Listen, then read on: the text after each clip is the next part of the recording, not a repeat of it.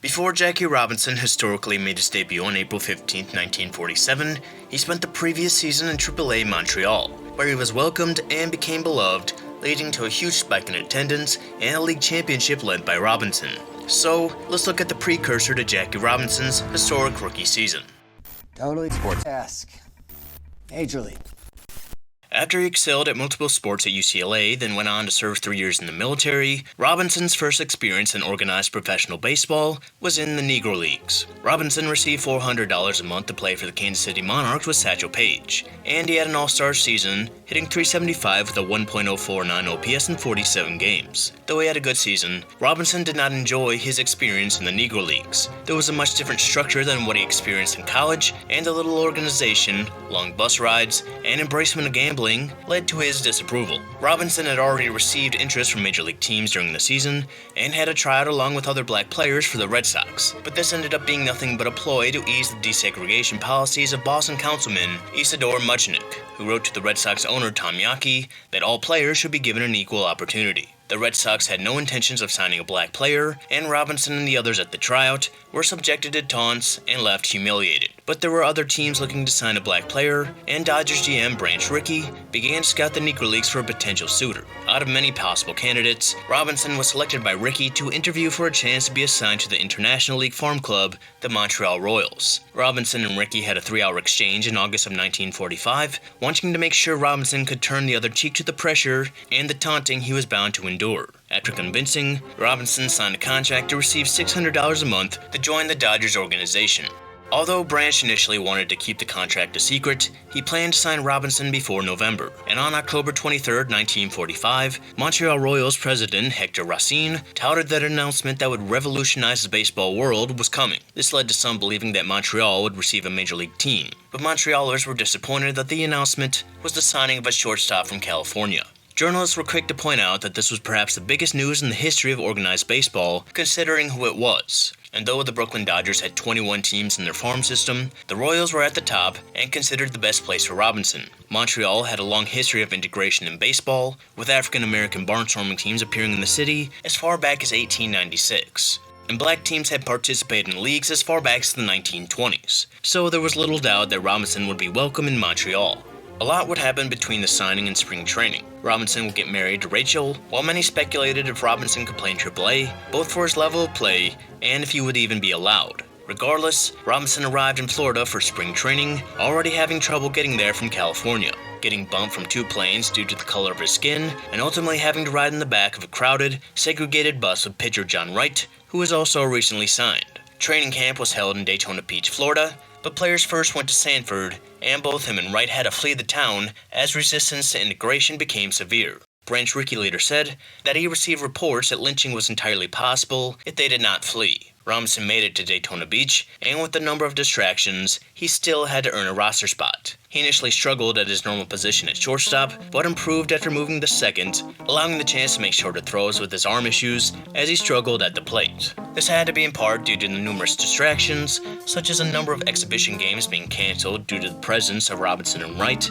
and him turning down a big offer to play in the Mexican leagues. Despite all the distractions, Robinson received a roster spot, and before playing in Montreal, the Royals went on a 12-game road trip to start the year, and Robinson integrated professional baseball in Jersey City on April 18, 1946, going 4 for 5 with a home run, as the Royals won 14-1. Crowds in Jersey and Newark weren't too hostile, but things were different in Syracuse and Baltimore, the most southern cities in the league. Despite the thousands of African Americans in the stands, Robinson dealt with an extraordinary amount of hate during his time in Baltimore. Though Syracuse wasn't as bad, he was more than glad to make it to Montreal, where he would be treated as a hero. He didn't do much in his Montreal debut on April 30th, but he earned a massive ovation during his first game there, and even had to make his way out of a side door with 2 police officers, as his wife signed numerous programs on the way out. And this was just a sign of the love he would receive over the year. Montreal crowds would turn on anyone who went against him, such as Danny Murtaugh, who roughed up Robinson on the base path, or Stanley West, who continued to throw inside pitches to Robinson until threats from the crowd became such that he threw nothing but outside pitches to Robinson in the final at-bat. Robinson had a hard time going out in public, as so many hounded him for autographs. He even took attention from the Stanley Cup winning Montreal Canadiens when they were visiting a children's hospital. Though Robinson appreciated all the love he was receiving, probably the thing he needed the most in this time was peace and quiet. He had enough pressure trying to provide for his wife and a kid on the way, and he also had an enormous amount of pressure to represent his community. Rachel Robinson would later say, "I think Jackie really felt that there would be serious consequences if he didn't succeed, and that one of them would be that nobody would try again for a long time." While Montreal fans were very supportive, you have to wonder if the support would have wavered if he was not performing. There was an obvious contract between the southern US and Canada in race relations during the time. But not even a decade prior, the Supreme Court of Canada had ruled that drinking establishments had the right to not serve black customers. And a month prior to Jackie Robinson being chased down the street by adoring fans in Montreal, Viola Lyman was dragged out of a theater in New Glasgow for watching a movie on the main floor. So not everything was just in the country, and really, Jackie Robinson had to be great. And in 1946 in Montreal, he was. In 124 games, he hit .349 with a .929 OPS, while hitting 25 doubles and stealing 40 bases, winning the batting title, and leading the league in on-base percentage and runs while staying consistent throughout the year. And his success was massive for the team, as they won 100 games to finish first in the International League. And next was the playoffs, and the taunts against Robinson continued. The Syracuse Chiefs showed a black cat to him during the league championship, but Robinson and the Royals persevered to advance to the Junior World Series for the second straight year. They went up against Louisville Colonels, and unsurprisingly given the stakes, he was jeered like never before, with two Colonel players attempting to spike him during the games in Louisville. And when things went to Montreal, fans retaliated by booing every single player that went to the plate. And Robinson retaliated in the best way he could, by walking off Louisville in Game 4 and proving huge again in Game 5. Game 6 gave the Royals the chance to win the Junior World Series in Montreal, and they were carried by Kurt Davis, who managed to continuously escape jams and give up 0 runs through 8 innings. He got into trouble in the 9th with the runners on the corners and no outs, then Robinson would field a hard grounder, touch second, and turn 2. Then after another ground out, the Royals officially won the Junior World Series, and fans naturally went crazy, not just for Robinson, but for the whole team. Game 6 at the Junior World Series would be his final game as a Royal, as his next game would be for the Brooklyn Dodgers in his historic first game. But the following year, in 1948, during the All-Star break, the Dodgers traveled to Montreal for an exhibition game against the Royals, and beforehand, it was decided that Robinson would only bat once, as he wanted to rest his back. But this information was not relayed to the 17,000 fans in attendance, and of course, they were not happy. So much so that Branch Rickey did some damage control by giving their part of the gate to help a new Montreal Amateur Baseball Fund, just showing that a year later, the love affair between Robinson and Montreal was strong.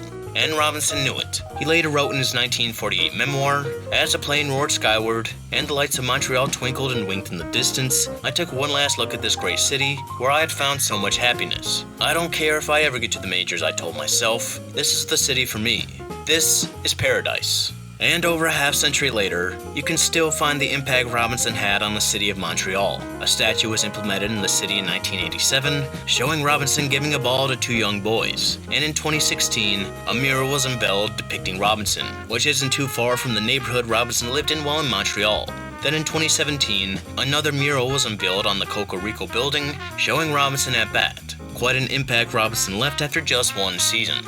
And that one season was so important because it gave Robinson a chance to escape amidst the humiliation he endured while playing on the road.